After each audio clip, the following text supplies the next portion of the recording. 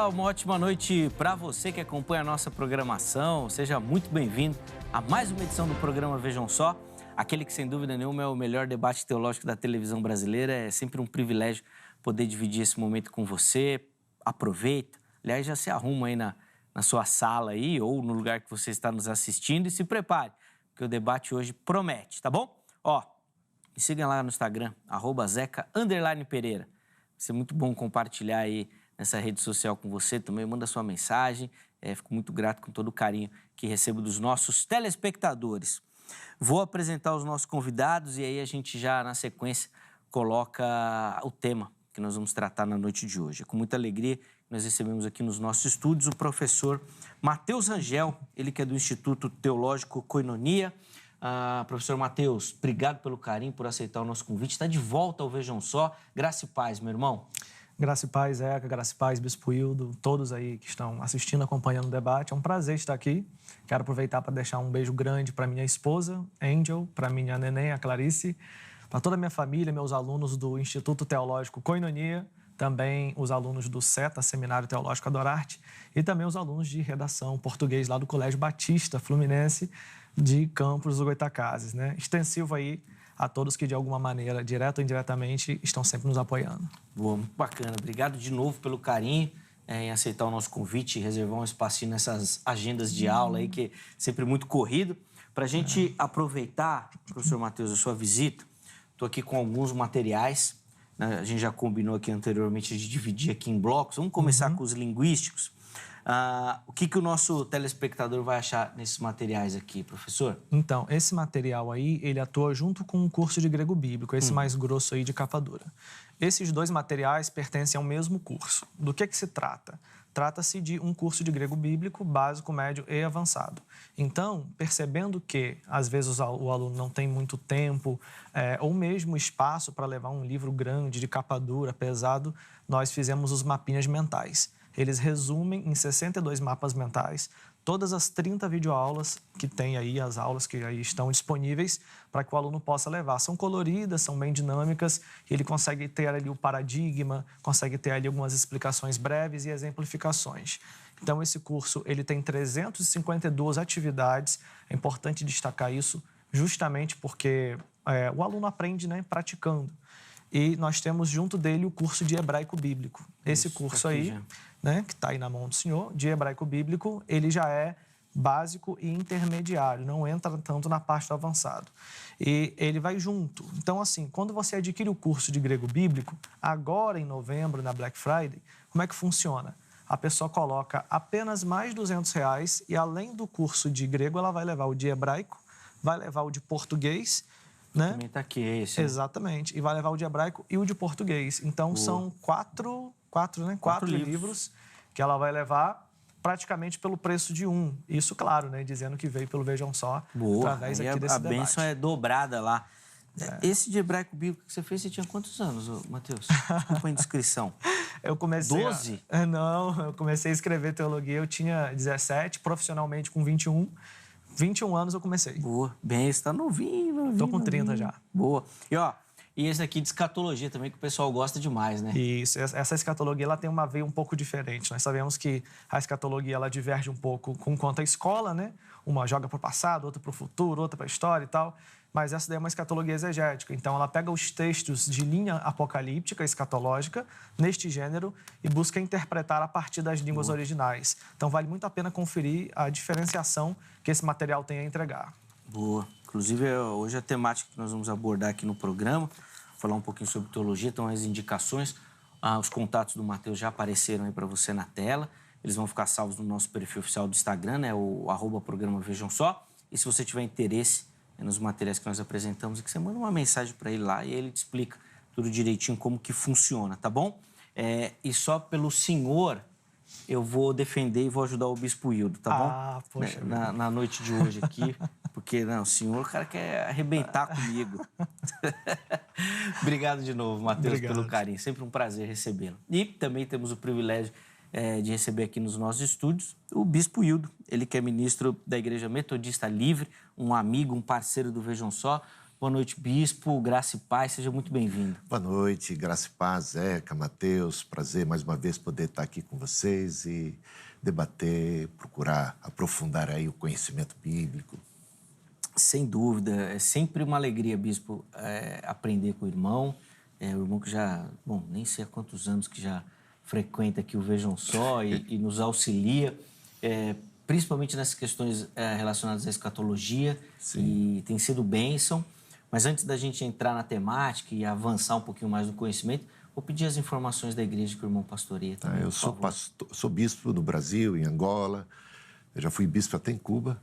E pastorei hoje a Igreja Metodista Livre de Mirandópolis. Fica no bairro de Mirandópolis, em São Paulo, ali na Praça da Árvore, bem próximo à estação do metrô, na Rua das Rosas, número 445. Os cultos principais são quarta à noite, às 8 da noite, e domingo, às 10 da manhã. Tem escola dominical também, eu dou aula ali.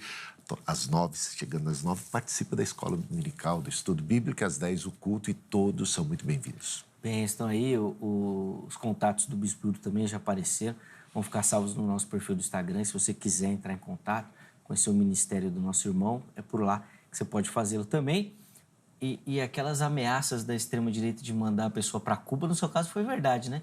Vamos mandar você lá para Cuba. Eu acabei indo lá para Cuba. Brincadeiras à parte, tá bom? Mas é que é diferente, diferente. Inclusive, poucos, viu? Agora, pensando assim, poucas missões em Cuba, assim, que eu vejo das nossas igrejas, obviamente, por conta da... Eu estive agora, semana passada, na República Dominicana, no Concílio de Bispos, e tinha um encontro de pastores, e quem é o bispo atual de Cuba, ele é da República Dominicana. Então, ele convidou vários pastores de Cuba, e eles vieram com a família. E foi uma alegria, depois de 20 anos, eu reencontrar. Foi para mim uma surpresa, quando eles me procuraram, e aquele abraço, eu me emocionei, né, de encontrar um povo maravilhoso. Um povo... Que legal, que boa. Tá aí também, então, mais um pedacinho, né, dessa história aí também da evangelização das nações. Vamos colocar na tela aí o nosso tema. Hoje, como eu já adiantei, nós vamos falar sobre escatologia, e o texto base para o nosso debate de hoje é o texto de Apocalipse 3:10. E a nossa pergunta é: esse texto ensina o arrebatamento pré-tribulacionista? Mateus vai responder a nossa pergunta de maneira assim, né, introdutória, indicando o caminho que ele vai seguir. Bispo Hildo também vai fazê-lo. E depois a gente inicia o nosso debate, inclusive abrindo a oportunidade para você responder a nossa enquete, tá bom? Vamos lá, Mateus. Como é que o irmão responde a nossa pergunta tema? Eu acredito que sim, o texto de Apocalipse 3:10, ele ensina sobre o arrebatamento da igreja. E quando nós olhamos para o texto, nós temos o seguinte, né? Algumas problemáticas reais que não dá para ignorar, sendo pré-tribulacionista ou não, mas também temos algumas problemáticas utópicas, ou seja, aquelas que são levantadas em forma de espantalho para tentar dificultar o caminho de enxergar que esse texto está ensinando sobre o arrebatamento. Então, quando eu olho, por exemplo, para essa construção aqui, «Kagose tereso ectes horas», ou seja, dizendo, eu te livrarei da hora, tu peirasmu da tribulação. Essa construção, ela de fato traz um livramento de uma tribulação. Aí nós precisamos nos perguntar qual é a proporcionalidade desta tribulação. E aí vem justamente a aplicação textual, dizendo que é uma tribulação que atinge o mundo inteiro, aqueles que habitam sobre a terra, e a partir dessa compreensão, a gente percebe que excede um pouco a mensagem para a Filadélfia. Alcança uma igreja de abrangência mundial que vai sofrer algum tipo de perseguição, de tribulação, e aí a problemática utópica que levantam a palavra peirasmos é tentação, não é eclipses, por exemplo, que é, né, tribulação. Então, algumas dessas coisas são levantadas, mas eu acredito que a gente vai desenrolar bem aqui no debate. Sim, sem dúvida. Boa. Vamos lá, Bispo Hildo, quero ouvi-lo também. Então, esse texto está no contexto de Apocalipse, onde as igrejas estão sendo perseguidas. E como colocou bem o pastor Mateus, não se trata de tribulação e nem se fala de arrebatamento aqui, né? É provação, é um período de teste e que já se inicia ali já registrando no capítulo 6, né, com Cristo abrindo e desatando os selos e vindo os juízos de Deus, que até o juízo final são juízos preliminares e que eles vão se intensificando até o fim e que eles realmente vão ter uma abrangência mais ampla. E é interessante, temos aqui um especialista muito mais de grego do que eu, Mateus, e ele há de reconhecer que a expressão terel, quando ela é associada a ek, ela só aparece uma outra vez na Bíblia, não é, Mateus? Aonde? João 17. Exatamente.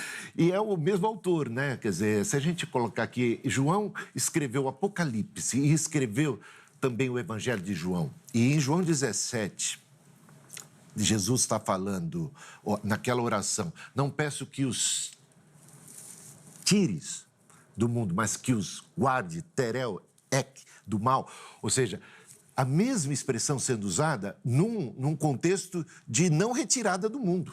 De não retirada do mundo. Portanto, a proteção que o Senhor está oferecendo é uma proteção que é dentro da esfera do perigo. Aliás, é por isso que o versículo seguinte, né, o versículo 11... Aqui ele diz, venho sem demora, conserve o que tem para que ninguém tome a tua coroa. Ou seja, dá a ideia de que eles precisam ter essa esperança da própria vinda de Cristo para eles conservarem aquilo que eles têm, guarda o que têm, persevera até o fim. Então, é uma proteção dentro da esfera do perigo e é uma proteção dos intentos malignos, porque quando vem uma provação sobre toda a terra, essa provação, seja a fome, seja a mortandade, seja a perseguição, ela sempre é utilizada pelo diabo para derrubar os crentes. E o Senhor se vale do próprio período da provação para aperfeiçoar os crentes, para purificar os crentes.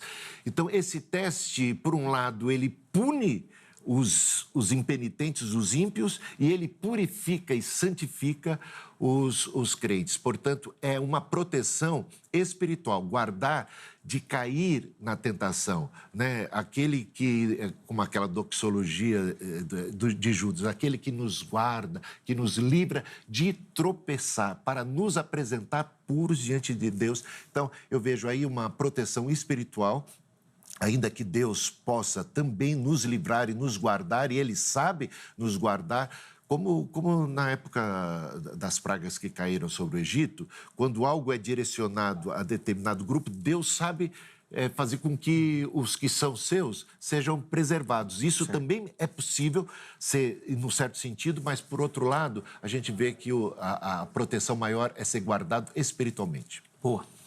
Já vou voltar a palavra aqui para o Mateus, né, que já estava ali mexendo no tablet, já ajustando tudo ali. Mas antes, deixa eu só colocar a nossa enquete aí e obviamente, convocar a sua participação. @programa Vejam Só. É lá no nosso perfil que você localiza as enquetes, tá bom? Vamos colocar na tela aí a enquete que a produção preparou para o programa de hoje. Qual o significado de livrar da hora da aprovação? Lá no texto de Apocalipse 3:10. Primeira opção: livrar fisicamente, removendo os fiéis da terra. Segunda opção: fortalecer espiritualmente para enfrentar a tribulação. E a terceira opção: não tenho certeza. Tá? Então, escolha uma delas e na sequência, inclusive, a gente sempre deixa aquela caixinha para você poder participar também, dar a sua opinião, a sua visão sobre a temática, tá bom? Então, não esqueça de votar lá e participar. Deixa eu só aproveitar rapidinho que nós estamos falando aqui das redes sociais e já colocar aqui para você também o nosso canal lá no YouTube, o programa Vejam Só. Localize o nosso canal lá do YouTube. Lá você vai encontrar todos os vídeos, né, todos os programas à sua disposição. Além disso, você consegue acompanhar também uma playlist que nós denominamos de Vejam Só Retrô, com os programas antigos, para você ver e rever aquelas entrevistas, aqueles debates marcantes aqui do Vejam Só, tá bom?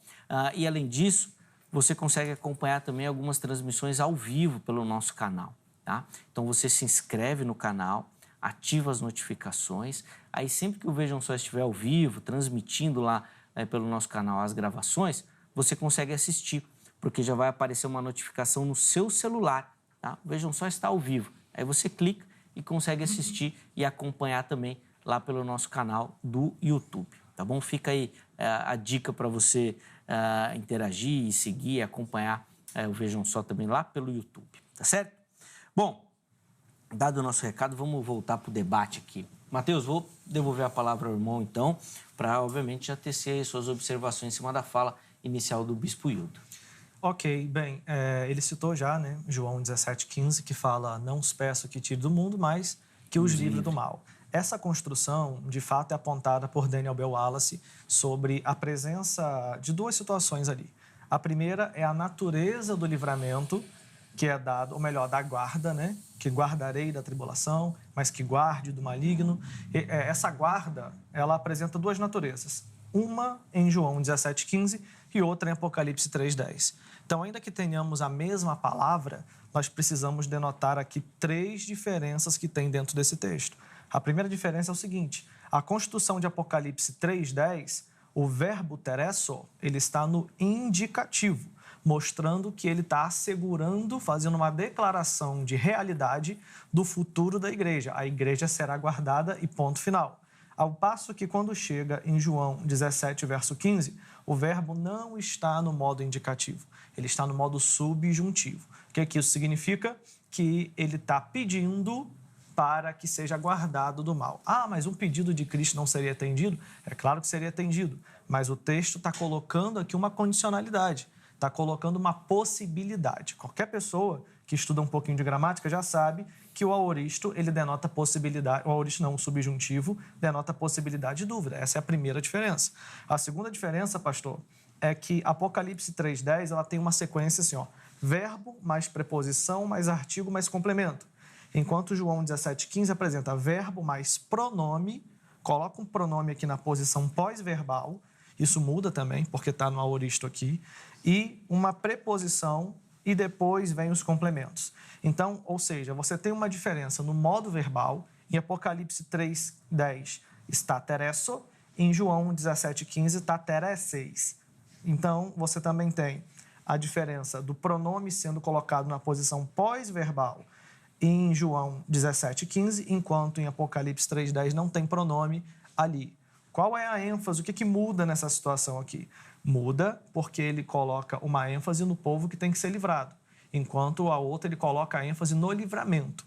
Outro detalhe também é que em Apocalipse o livramento é uma situação meio que recompensatória, como guardaste a palavra da minha perseverança. Quando chega em João 17,15, não tem esse fator recompensatório.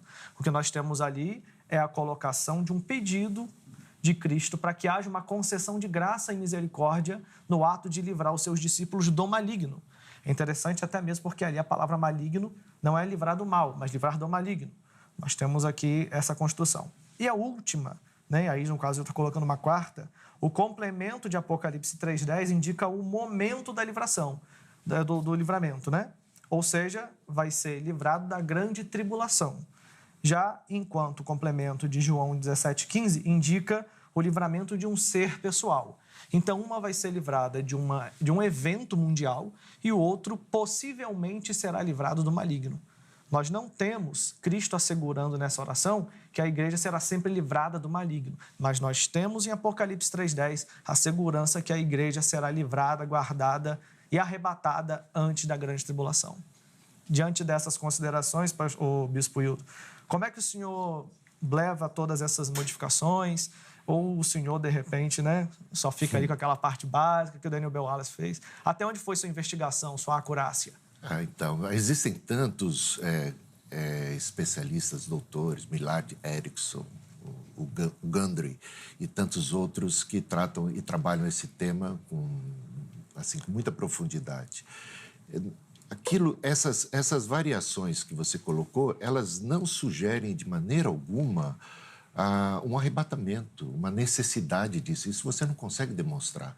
Que, então em Apocalipse, porque está desse jeito, está colocado desse jeito, então necessariamente conclui-se que precisa ter uma remoção e por arrebatamento. Isso não. E você colocou uma coisa aqui sobre João 17 não ter aquele elemento de recompensa, de ter guardado, né? Mas tem. Dá uma olhada aqui, quando você pega em João 17, versículo versículo... Deixa eu ver. Eu estava aqui. Versículo 6. Manifestei o teu nome àqueles que me deste do mundo. Eles eram teus, tu os deste a mim, e eles têm guardado a tua palavra. Interessante, né? Eles têm guardado. Então, está no paralelo. Se você olhar bem, é o mesmo autor, e no paralelo tem o fato de guardar, e de repente, porque eles têm guardado, Senhor, guarda-os. Não peço que os tires do mundo, que eles sejam arrebatados. Eu peço que o Senhor os guarde e os proteja, mesmo estando no mundo. E quando a gente olha o contexto do Apocalipse, as cartas do Apocalipse, se você pega aqui, é impressionante o que é dito nas cartas anteriores, né? Por exemplo, ao anjo da igreja em Esmirna, olha o que é dito. Escreva: essas coisas diz o primeiro e o último, que esteve morto e tornou a viver. Conheço a tribulação pela qual você está passando, a sua pobreza, embora você seja rico, e a blasfêmia dos que se declaram judeus e não são, sendo isto sim sinagoga de Satanás. Não tenha medo das coisas que você vai sofrer. Eis que o diabo está para lançar alguns de vocês na prisão, para que vocês sejam postos à prova e passem por uma tribulação de 10 dias. Seja fiel até a morte. Como Deus poderia estar prometendo para uma outra igreja, um livramento, ser guardado da morte, quando o que Deus está colocando para as igrejas é que elas vão pagar com a morte. E nós temos aí, chega no capítulo 6, e depois no capítulo 7, uma descrição de uma multidão incontável de mártires, provenientes da onde? E tem a preposição ekele, que saíram da grande tribulação. Não saíram para não passar, saíram dela, são provenientes, eles foram martirizados, eles purificaram as suas vestes pelo sangue do Cordeiro. E razão porque se encontram diante de Deus, são consolados. Quem são esses? Esses são os que vieram da grande tribulação, os mártires da grande tribulação. Como entender, num contexto de uma multidão incontável de mártires, que eles vão ser livres de perseguição física, que eles não vão estar aqui? E que necessidade de ser guardado a igreja teria se já estivesse no céu? Guardado de quê, se ela já está no céu? Entendeu? Então, isso são coisas que eu falo isso com amor, com respeito, e vejo que você realmente é um especialista e entende profundamente do grego, mas essas coisas precisam ser levadas em consideração. O contexto, né? O João, no comecinho, no versículo 9, capítulo 1, versículo 9, ele já diz: eu sou companheiro de sofrimentos, né? Ele está onde? Ele está na ilha de Pátimos. Essas pessoas já estão sofrendo e é dito: olha, em breve você vai ainda ter uma outra perseguição, você ainda vai passar por isso. Ser fiel até a morte, guarda o que tem para que ninguém roube a tua coroa. Está no contexto, é o versículo 11 do capítulo 3. Sabe, é preservação dos intentos malignos. E uma coisa muito interessante é observar Daniel 12. Tanto o versículo 1, e aí, aí a gente... Eu vou deixar isso para daqui a pouquinho, para dar tempo, né, para a gente, porque senão eu já esgoto aqui a fala, mas daqui a pouco eu toco em Daniel 12 e no paralelo que existe com o capítulo 3:10. Vamos lá, por partes. E aí, Mateus? Bem, muito bom. O que acontece? A gente precisa deixar claro também que o pré-tribulacionista, ele não quer escapar da grande tribulação por algum tipo de medo ou situação desse tipo, né? Porque parece que, do jeito que coloca, a gente não quer sofrer de jeito nenhum. Mas se puder escolher também, se puder escolher, né? Poxa, a gente também não é masoquista, né? Então, mas você fala porque tá na Bíblia, não é isso? Exatamente. Tá a teologia, ela parte da Bíblia para a mente do teólogo, né? O que a gente percebe aqui? O pastor ignorou todas as diferenças que eu coloquei aqui, né? Depois, se ele quiser, eu posso até passar anotado para ele vir pontuando. E aí, o que ele fez? Ele colocou que existe o fator compensatório, né? Realmente, existe. O senhor mostrou isso aí no texto. Agora, isso daqui, eu acabei de te mostrar que o verbo tereses, em João 17:15, ele está no modo subjuntivo. Então, é muito diferente do que é prometido em Apocalipse capítulo 3, verso 10. Quando o senhor compara a justiça de Deus com a igreja de Esmirna, o senhor também corre numa falácia extravio. O que significa isso? Ele está extraviando ali a tratativa de Deus personalizada para uma igreja e indo para outra igreja. Vou só dar um exemplo para o senhor. Das 7 igrejas, qual foi a pior de todas? Aquela que ele falou que vomitaria da boca dele. Laodiceia, certo? essa igreja é prometida a ela o galardão mais importante de todos, se assentar no trono de Deus. Algumas outras é prometido uma pedrinha branca, um nome novo.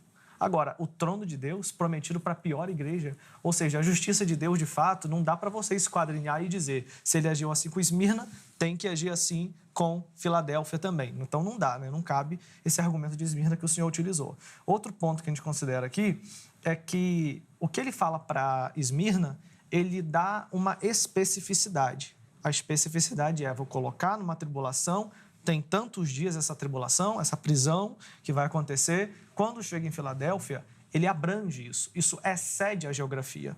E aí entra uma pergunta bem interessante para o senhor. Se essa profecia foi para a igreja de Filadélfia, a igreja de Filadélfia existe até hoje, está esperando essa tribulação, ou ela, historicamente, já viveu essa tribulação? Se viveu, cadê, pastor?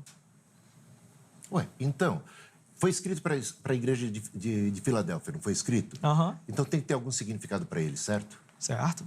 Então se não existiu para eles, então não era a palavra de Deus para eles. Então Existiu, claro, para eles. E eles cadê, passaram... pastor? Cadê o registro histórico? Ué, a igreja primitiva. O que a igreja primitiva passou? E todas as perseguições do Império Romano? Estou querendo saber. Então, é histórico.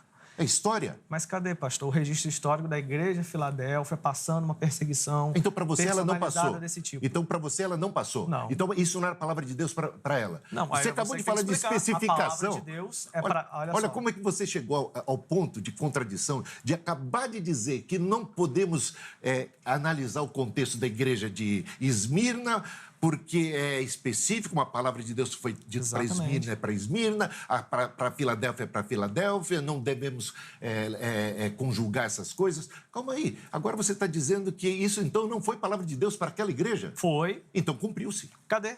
Ué, mas Deus disse que era para aquela igreja, então não, a palavra de Deus falhou? Uma coisa é a palavra de Deus para a igreja Deus disse que ia guardar aquela igreja. Outra, tá. Então, onde ou não ele disse guardou? que ia guardar aquela então, igreja? Cadê a você guarda? que está dizendo que não está guardando. Eu digo que guardou foi com espiritualmente. Foi com Domiciano, foi com Trajano, foi com quem? Ué, aquele período daquela igreja passou por isso. Pastor, no período ainda da igreja primitiva. Eusébio de Cesareia fala da igreja de Filadélfia passando alguma coisa então assim. Ela não passou. Não passou. Ela não passou. Então essa não era a palavra de Deus para eles. Então eles não foram guardados de quê? Para a igreja. Agora você está colocando e generalizando. Quando eu coloquei Esmirna, eu não poderia generalizar. Agora, quando é para Filadélfia, Mas pode. é justamente por isso. Por que eu não coloco exatamente para Filadélfia? Porque a profecia, ela excede o aparato geográfico da Filadélfia. Coloca uma perseguição que acontecerá Chega no Apocalipse, capítulo 6. Eu citei Apocalipse 6 e 7. Tem uma multidão incontável de todos os povos, línguas, tribos e nações, e passaram por uma grande tribulação de caráter universal.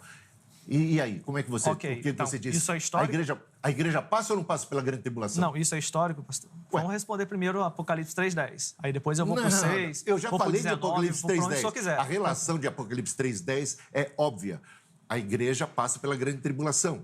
E Deus protege a igreja dentro do contexto da grande tribulação. Não peço que os tires do mundo. Jesus orou para que a igreja não fosse tirada do mundo. Deus tem um propósito para a igreja dentro do contexto histórico. Deus não tira a sua igreja, não remove a igreja do mundo. Deus guarda a sua igreja sem removê-la do mundo. João 17,15. A sua resposta não satisfaz a pergunta. Não satisfaz a você. Isso, aí é outra coisa. Você não está satisfeito, meu amigo. Não é a pergunta. A questão o livro de Apocalipse está falando de multidões provenientes da grande tribulação. Amigo. Um minuto para a gente chamar o intervalo. Vai. Ok, vamos lá. A resposta do bispo não satisfaz a pergunta. A pergunta é: se essa mensagem foi especificamente para a igreja de Filadélfia e não para a igreja do futuro, que sofreria uma grande tribulação, como indica o verbo, como indicam os complementos, como indica o aparato geográfico, tudo coloca no futuro uma igreja do perfil de Filadélfia passando. Agora, o pastor disse que não, que foi palavra de Deus para aquele povo daquele tempo. Ô, Mateus, né? Então, além de tudo, tem essa questão de ter o perfil da igreja de Filadélfia? Com certeza. A igreja do arrebatamento tem um perfil da igreja de Filadélfia, é a igreja que guarda a palavra de Deus. Agora, quando ele diz que é especificamente para aquela igreja, nós temos mais de 100 milhões de páginas dos pais da igreja e ninguém falou sobre uma perseguição específica do mundo todo que partia de Filadélfia. O pastor não me deu uma resposta satisfatória. Que partia de Filadélfia? Precisava partir de Filadélfia? Não. Ela foi generalizada. Não ela alcançou Filadélfia, certamente. Mas por que a profecia foi só para Filadélfia, então? A profecia não foi só para Filadélfia. Deus está... Não, calma aí. Você... Agora, deixa ele um minuto pra gente É uma pro coisa intervalo. muito clara Vai lá. que tem que entender.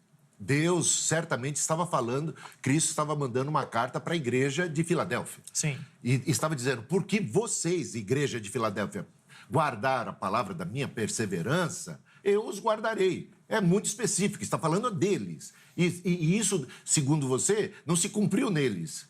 E isso que é um problema sério da sua exegese. Se Deus está falando para eles, e que é porque eles guardaram, eles seriam guardados, e não houve arrebatamento que os guardasse, você reconhece isso, eles não foram guardados por arrebatamento algum, mas eles experimentaram o que a igreja primitiva como um todo experimentou, perseguição do Império Romano, e, portanto, a guarda e a proteção que eles receberam foi de uma outra natureza, não foi arrebatamento, não foi livramento e escape. Não peço que os tires do mundo, mas que os guarde do mal. Eles foram guardados de cair em tentação, eles foram purificados, eles fazem parte daquela grande multidão que é descrita nos capítulos 6 e 7, que são os mártires que foram provenientes da grande tribulação, eles foram Então, a grande fiéis, tribulação eles também foram já fiéis aconteceu? até a morte. Já aconteceu a grande A tribulação? grande tribulação, no sentido já histórico, sim, ela já aconteceu e não quer dizer que ela não venha a acontecer futuramente. Ponto. Não venha a dizer, Calma, claro, vamos a voltar igreja daí. passou por grande tribulação. É a era dos mártires, meu amigo. Tá bom, tá Nós bom. vamos voltar daí, da tribulação. O bispo acabou de afirmar aqui que já aconteceu, na volta o Mateus já responde e a gente continua daí. Nós vamos para o intervalo, é rápido. É só o tempo de você tomar uma água aí e respirar para a gente continuar o nosso debate. Tá muito legal. Telefone da grade na tela. Vamos lá, quer estudar teologia, quer se aprofundar no conhecimento das escrituras, quer se preparar para o trabalho ministerial? Código 11 3115 0819. 3115 0819. Além disso, redes sociais da HIT, vem conhecer a nossa programação, nosso conteúdo, tem muita coisa legal para você. Tenho certeza que você vai curtir. Intervalo rápido. Vejam só, vai, mas na sequência nós já estaremos de volta.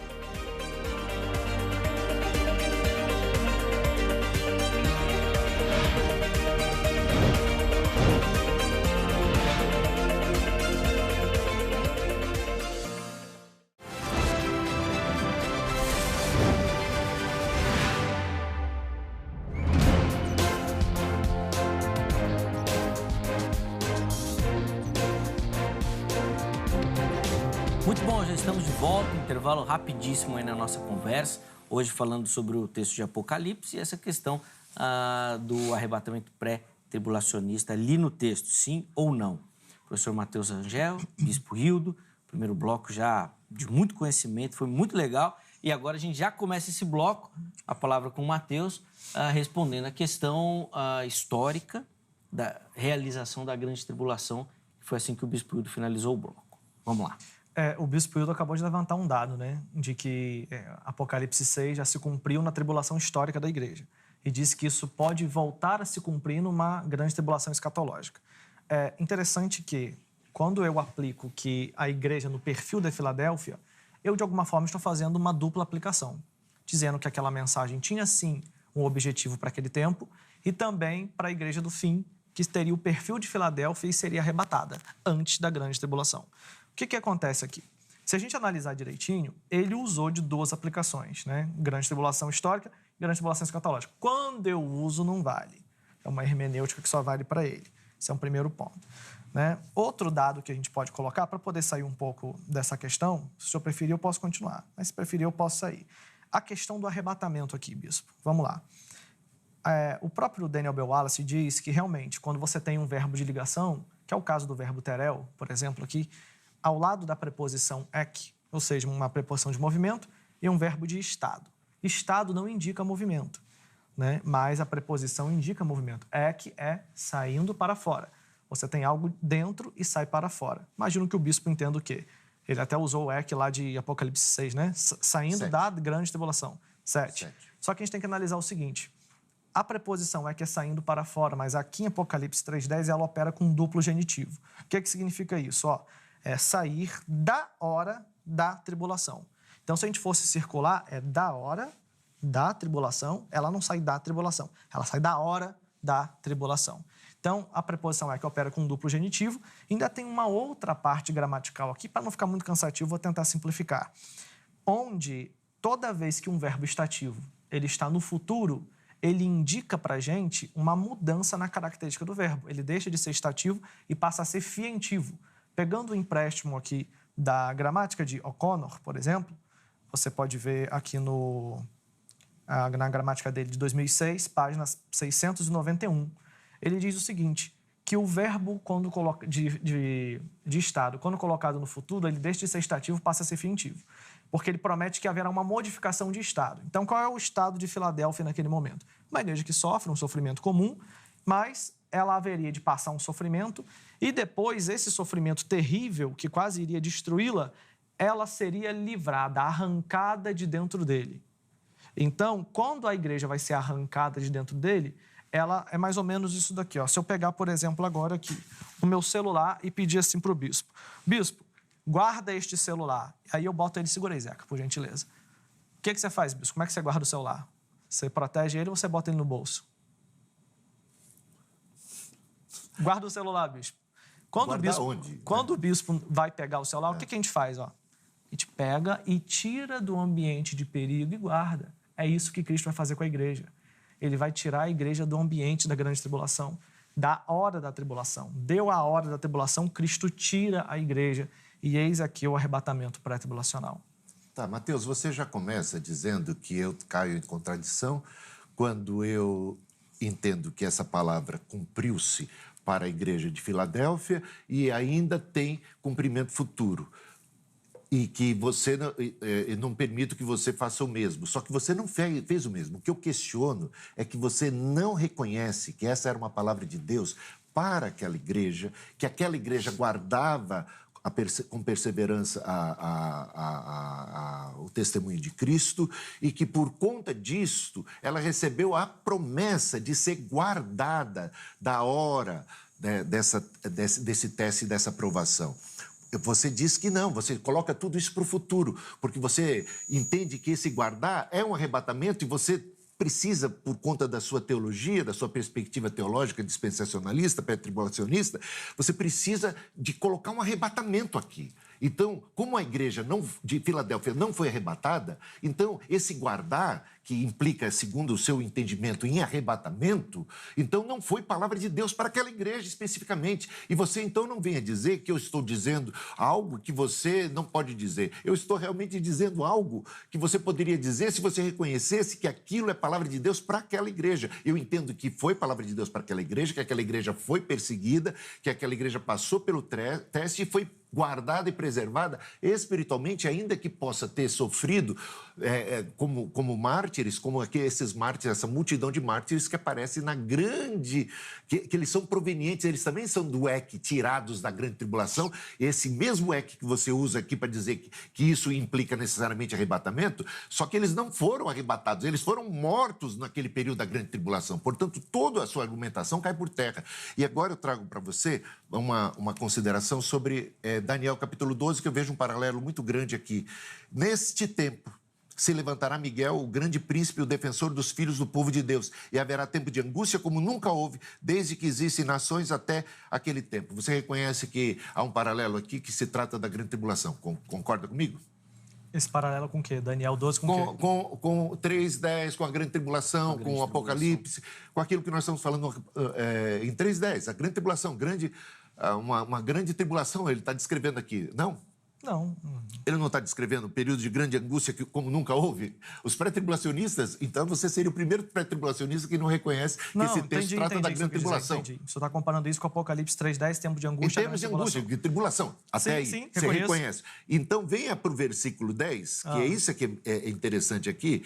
No versículo 10, do capítulo 12 mesmo, muitos serão purificados, limpos e provados, mas os ímpios continuarão na sua impiedade. Portanto, mostra que essa mesma tribulação está, por um lado, purificando, santificando aqueles que são de Deus e, por outro lado, punindo e os ímpios continuando na sua impiedade. Portanto, prova que haverá os salvos sendo purificados, como eles são purificados e descritos no capítulo 7 de Apocalipse. Eles foram purificados, eles vieram da grande tribulação, mas não pelo arrebatamento, pela morte, pelo martírio. Pelo sofrimento. Posso responder? Vai lá. É bonito ver a empolgação do pós-tribulacionista, mas é triste dizer que vai desmoronar agora.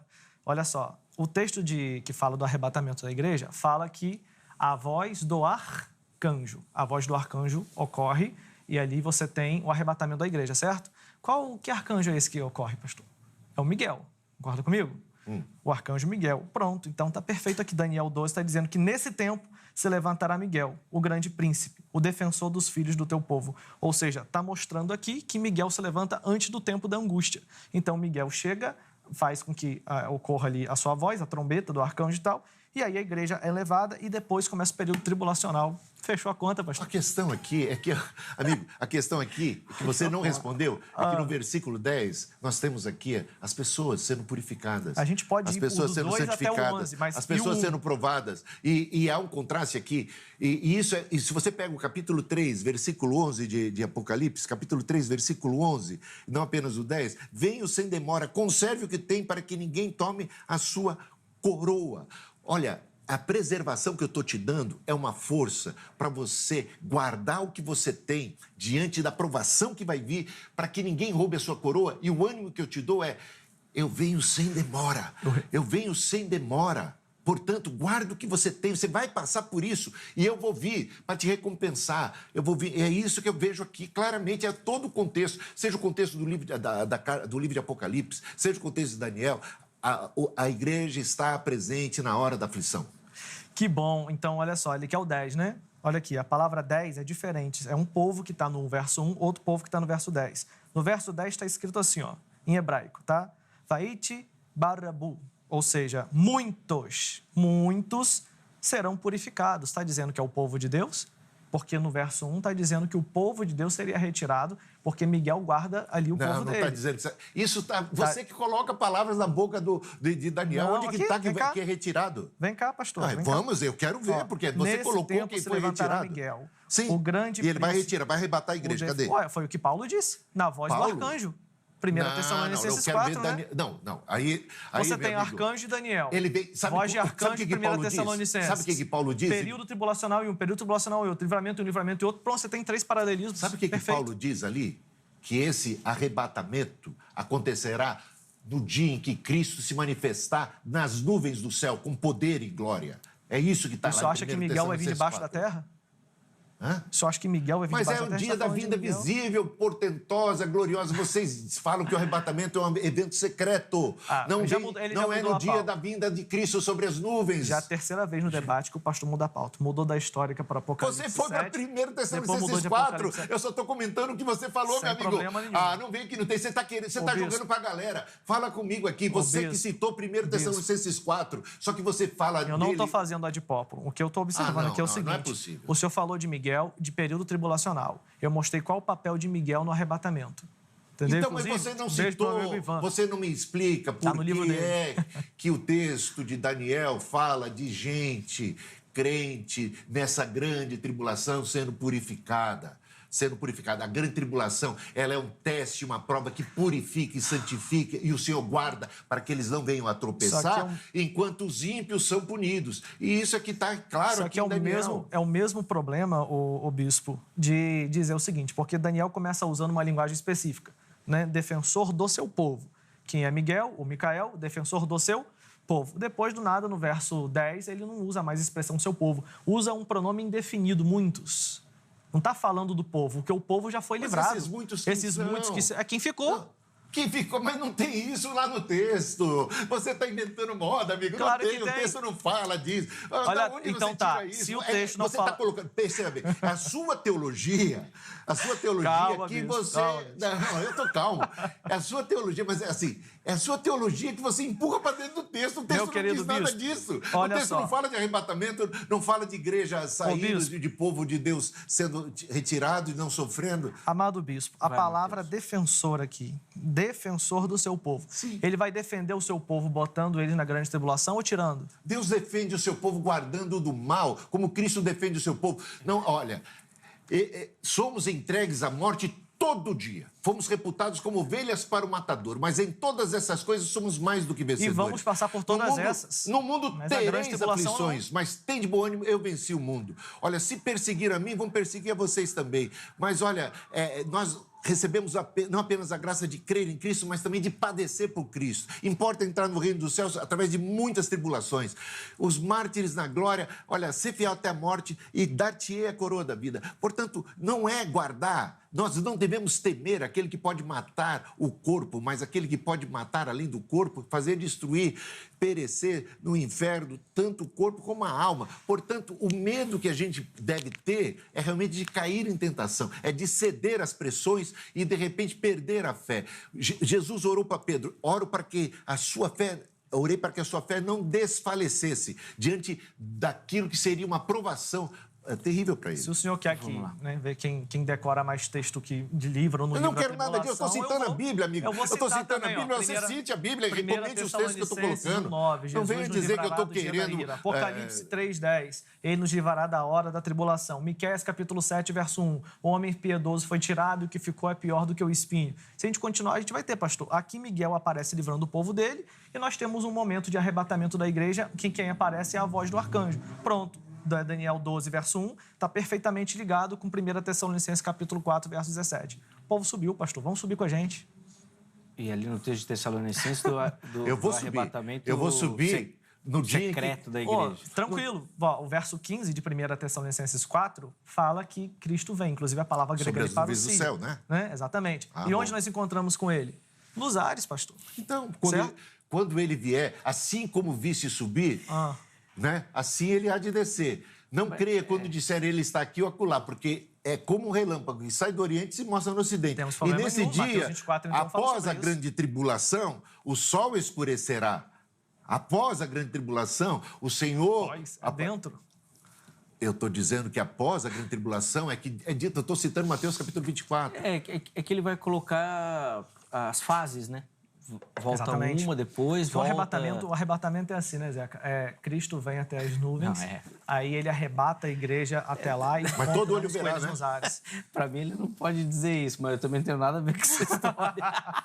Ó, a gente precisa encerrar o programa. 2 minutos só para as conclusões, tá bom? Foi o Matheus que começou o bloco, né? Uhum. Então o Matheus faz a conclusão e o bispo finaliza, então, o programa aqui, tá? Considerações finais e conclusão. 2 minutos. Vamos lá, Matheus. Muito bom. Eu compreendo da seguinte forma. Apocalipse 3:10 tem uma preposição de movimento e tem um verbo guardar. Esse verbo está no futuro, indicando que haverá uma guarda através de um movimento. Que movimento é esse?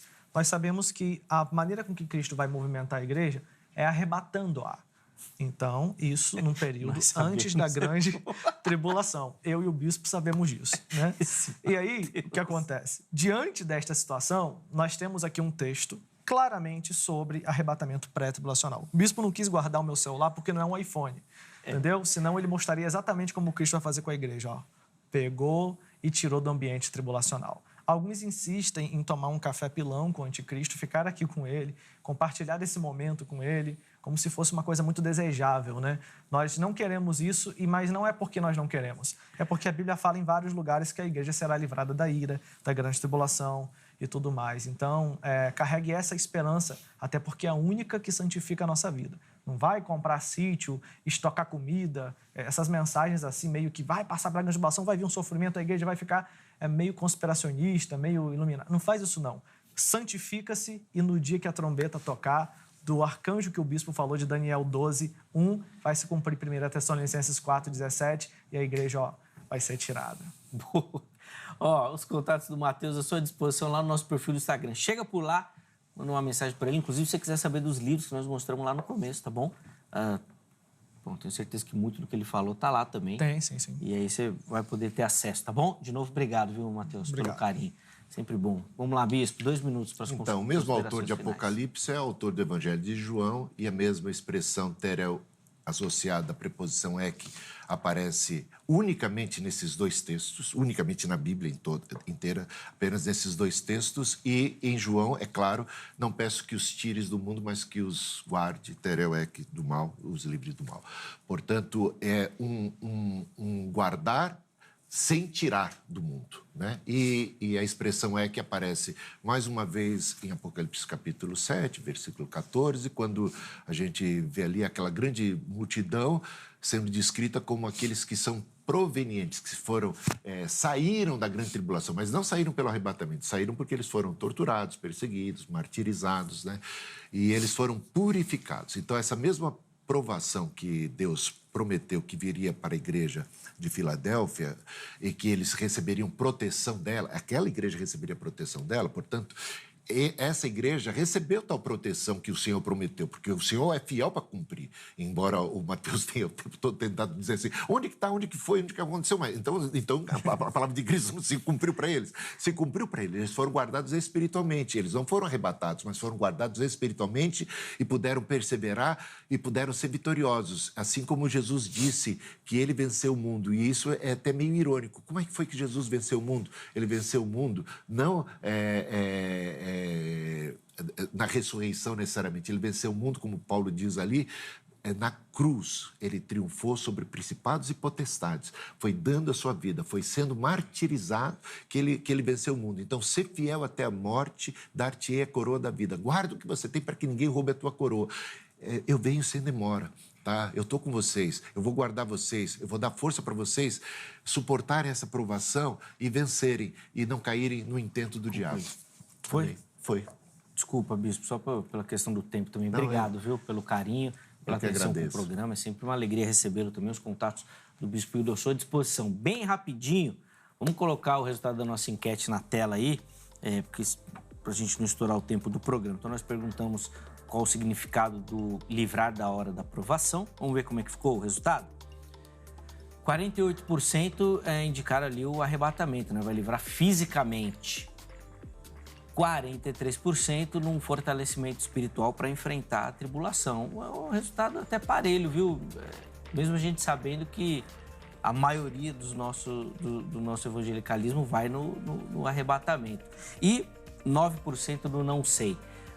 Espero que o debate tenha ajudado, tá? Tanto quem já tinha um lado, como quem estava em dúvida também e tenha trazido aí novas informações e conhecimento sobre a temática. Muito obrigado a você que nos acompanhou, que deu o carinho da audiência. A edição de hoje fica por aqui, mas amanhã, se Deus permitir, nós estamos de volta com mais um Vejam Só. Um forte abraço, até a próxima.